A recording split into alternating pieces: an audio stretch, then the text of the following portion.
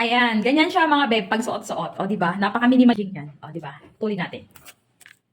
Wala siyang box na lagayan, pero ang nagustuhan ko dito, minsan ka na lang kasi makakita. Katulad ko rin ba kayo na naghahanap ng ganitong klase ng necklace? Tingnan mo yung pinaka-chain niya. Beb, hindi siya yung typical na, tingnan mo yung pinaka-chain niya, hindi siya yung typical na rope chain na nakikita natin na sobrang nipis na mag-aalala ka, baka mahablot. Ayan o, tingnan nyo mga pangga, double check ko sa inyo.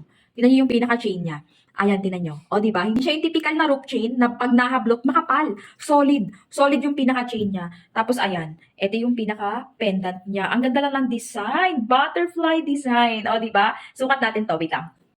Mahaba pala to mga beb ha. Ayan o, mahaba siya. Kung gusto mo siyang paiksiin, pwede naman. Meron pa siya dito natitirang allowance. O, di ba?